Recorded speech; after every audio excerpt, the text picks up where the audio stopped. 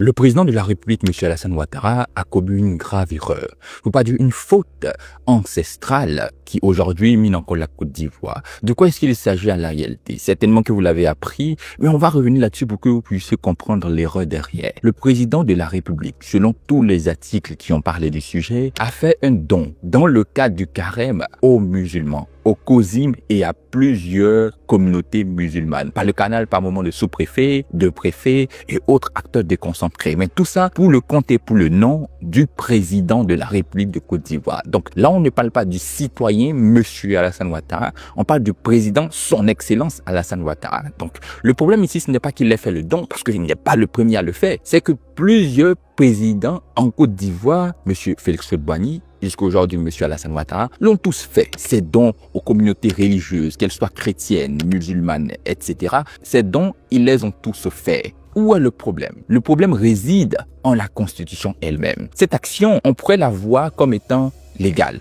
Parce que, vous savez, il y a toujours des facteurs légaux qui pourraient l'expliquer. Mais lorsqu'on prend la Constitution, donc ce document-là, qui est la loi suprême de la Côte d'Ivoire, on se rend compte que l'article 49 ne nous ment pas. Il est clair, il est net. Lisons-le. La République de Côte d'Ivoire est une et indivisible, laïque. Je reprends, laïque, démocratique et sociale. La République de Côte d'Ivoire est une et indivisible. Et je reprends ce petit mot, laïque.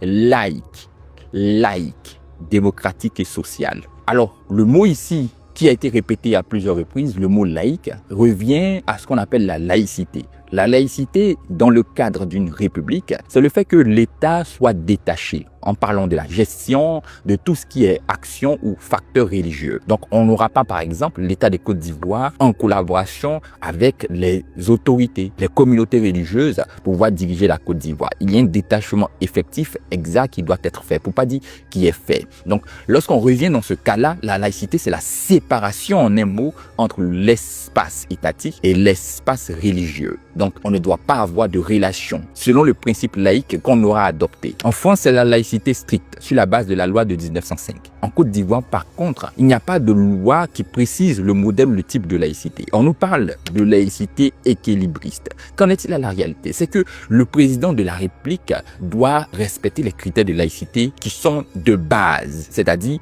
la neutralité de l'État, le traitement égalitaire entre les religions et la séparation entre l'État et la religion. Donc, il ne doit pas avoir d'islam qui prévaut sur le christianisme ou d'animisme qui prévaut sur le christianisme. Il ne doit pas avoir un traitement différent entre les religions. Donc, si on fait un don à l'islam, on fait un don au christianisme. Si on fait un don au christianisme, on fait un don à l'animisme, ainsi de suite. Et c'est ce qui est fait par tous les présidents. Il n'y a aucun débat sur cet angle-là.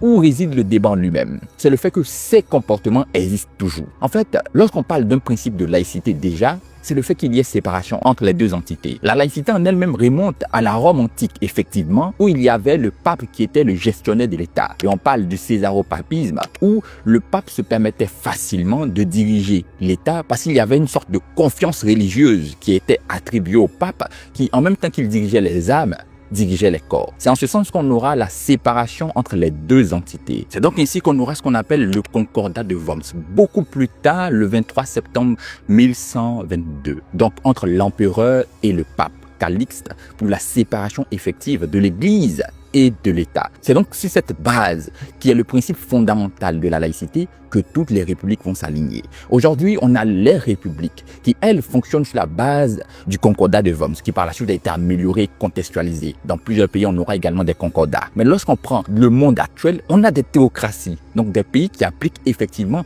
la religion pour diriger. On retrouve ça généralement dans le Moyen-Orient, avec un exemple connu de tous qu'est l'Iran. Mais lorsqu'on revient aux démocraties, aux républiques, le contexte et le système est très différent, où faut nécessairement avoir la séparation. Aujourd'hui, la séparation, elle est stricte, comme ce qu'on voit en France, et elle est par moments équilibrée, comme ce qu'on voit dans plusieurs pays, dont la Côte d'Ivoire. Et c'est ce caractère équilibré de la religion qu'il faut changer. Qu'en est-il à la réalité? Voyez-vous, la Côte d'Ivoire est un pays de paix. Mais la Côte d'Ivoire, pays de paix, a connu de nombreuses crises. Et ces crises-là ont vu l'implication des religions, où on faisait la discrimination sur la base de la religion, où certains se sentaient mis à l'écart à cause du boubou. Donc, généralement à cause de la religion, il y avait des problèmes en Côte d'Ivoire à cause de la religion. Et lorsqu'on connaît l'histoire de la Côte d'Ivoire, lorsqu'on connaît les problèmes religieux, et qu'aujourd'hui, l'on prend des réformes et qu'on n'a pas de réforme en ce sens-là, donc dans le cadre de la religion, il y a des questions à se poser. Est-ce qu'à la réalité, à quoi sert réellement la religion aux hommes politiques? Et c'est là qu'on pourrait percuter l'aide qui existe depuis des années en faveur de la religion. Je ne suis pas contre les religieux, parce que moi-même, je suis un religieux, si on peut le dire ainsi, je suis chrétien. Et je crois effectivement au christianisme. Beaucoup de mes connaissances, de mes amis sont musulmans, qui croient également en l'islam. Il n'y a pas de problème à avoir avec les religions. Mais lorsqu'on parle de la gestion de l'État, faut que l'argent qui est donné aux religions, donc on parle de milliards en Côte d'Ivoire, avec les subventions pour les carêmes, les subventions pour les voyages, pour le pèlerinage, la Mecque, etc. Ces milliards-là pourraient être utilisés pour le système sanitaire, pour le système éducatif, peut-être même pour l'armée ivoirienne. Donc, lorsqu'on envoie ces milliards dans un pays pauvre comme le nôtre, qui peuvent être utiles à d'autres fins, et que ces milliards sont destinés à des acteurs qui sont loin de l'État, qui ne doivent pas être gérés par l'État, qui ne doivent pas être considérés par l'État, bien que l'État doit reconnaître implicitement leur existence, alors là, il y a des questions à se poser. Est-ce que ces religions, la réalité, jouent en faveur des hommes politiques? Et c'est là que peut-être, en partant sur le conditionnel, on pourrait creuser et tenter de comprendre. Parce que, vous voyez, lorsqu'on prend l'histoire de la Côte d'Ivoire, les religions ont toujours joué un rôle très important. Parce que les citoyens ivoiriens sont très croyants. Donc, avoir une religion entre les mains pour un homme politique, c'est s'assurer peut-être le soutien de toute cette grande communauté. Là, on est dans la fiction. Si, par exemple, le RHDP soutient l'Église et que l'Église vend ce parti politique à un rempart fort, puissant qui peut l'aider à avancer, à évoluer, on verra donc le soutien des chefs religieux qui demanderont donc à leurs fidèles, aux croyants de l'Église par exemple, de soutenir le RHDP. Et c'est comme une chaîne. L'opinion du leader, qui est le bishop ou le pape, va donc descendre et toucher tous ces croyants-là qui vont voter par exemple pour le RHDP. C'est la même chose dans le cadre de la mosquée de l'islam. Si l'imam croit effectivement au RHDP et il voit que le RHDP peut soutenir la mosquée, aider la mosquée à évoluer, on va donc demander à ce que les croyants puissent apporter leur soutien au RHDP. Donc, ce soutien à la réalité qui se veut neutre dans le cadre de la cohésion, dans le cadre de la coexistence entre l'État et les religions, peut s'entendre comme étant la réalité une main qui donne. Et quand on sait que la main qui donne ordonne, ça nous permet d'avoir aussi une interprétation de ceux-là qui reçoivent cet argent, ce soutien-là. Donc, c'est religieux. Le problème n'a rien à voir avec les religions en eux-mêmes. Le problème a tout à voir avec l'État. Il faut aujourd'hui passer à autre chose. Les religions sont assez financées par les citoyens. Et si on prend encore l'argent des citoyens, qui doit aider l'État à faire fonctionner le pays, pour encore soutenir les religions, surtout à une telle envergure, avec tous ces dons, tous ces soutiens, toutes ces subventions, alors la Côte d'Ivoire pourrait attendre encore longtemps pour pouvoir évoluer. Oui, l'argent qu'on donne à ces religions-là ne permet pas directement, vu la somme, ne pourrait pas directement faire évoluer la Côte d'Ivoire, mais pourrait quelque part aider à cette évolution. On parle de milliards de francs CFA et quand on parle d'argent, rien n'est insuffisant. Si ces milliards peuvent permettre de soigner 2 personnes gravement malades, si ces milliards peuvent permettre de construire effectivement de bonnes écoles, alors cet argent peut être toujours réutilisé. L'église, la mosquée et tout ce que vous connaissez ont déjà des soutiens de ces mêmes citoyens qui se retrouvent dans l'État. Donc, l'argent de ces citoyens peut servir à autre chose. Et c'est aussi le moment de faire passer la compréhension, la lecture de la vie des citoyens ivoiriens à autre chose. Oui, la religion, c'est le socle d'une vie épanouie. La religion, c'est cette base-là qui nous permettra d'être de bons citoyens surtout. Mais il faut permettre aux citoyens ivoiriens de comprendre que, oui, il faut être pratiquant religieux. Oui, il faut être religieux, mais il faut travailler dans la vie. Il faut être actif dans la vie. Donc, le comportement de l'État, qui sera entre d'ignorer les religions, cela va permettre aux citoyens de comprendre que, c'est vrai, il y a la religion, mais à côté de cela, il y a l'État. Il faut travailler pour pouvoir réussir dans l'État. Ça permet donc de créer une différence entre l'État et la religion. Et le citoyen comprendra donc que dans l'État, il y a une manière de se comporter. Et dans la religion, il y a également une manière de se comporter. La religion ne dépeint pas sur l'État et l'État encore moins. Donc, c'est pas parce qu'on est chrétien que forcément l'État doit nous faire des ouvertures. C'est pas parce qu'on est musulman que l'État doit nous faire des ouvertures. Il faut progresser aujourd'hui avec le critère de laïcité.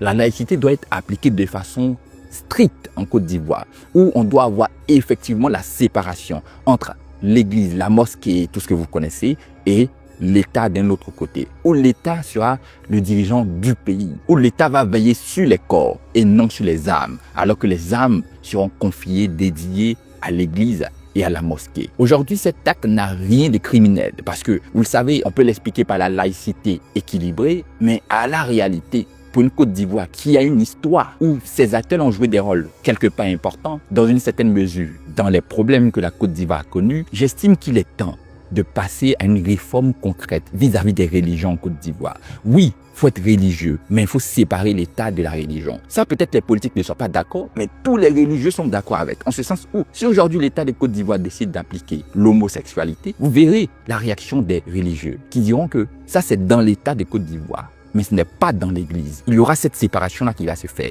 Parce que eux, dans leur entendement, la séparation, elle est nette, elle est claire. L'État ne doit jamais empiéter sur la religion. Mais dans l'esprit des politiques, parce qu'il y a quelque part des intérêts derrière, l'État peut empiéter. Donc, soutenant ces religions-là, mettre la main dans la religion. Il faut passer effectivement à cette séparation-là. Plus de soutien de cette forme, plus de subvention de ces formes, et que la religion soit la religion dans sa sphère, l'État soit l'État dans son domaine, et qu'il y ait une sorte de concordat ivoirienne qui nous permettra d'avoir la laïcité stricte, l'effective séparation entre l'État et l'Église. Merci d'avoir regardé la vidéo jusque-là. N'oublie surtout pas, si tu ne l'as pas encore fait, de t'abonner, de dire en commentaire ce que tu penses de cette laïcité en Côte d'Ivoire. Qu'est-ce que tu proposes au-delà ou contrairement à ce que nous avons proposé dans cette vidéo. N'oublie pas, si tu ne l'as pas encore fait, de liker, de t'abonner, et on se dit à très bientôt pour la prochaine vidéo. D'ici là, portez-vous bien. Au revoir.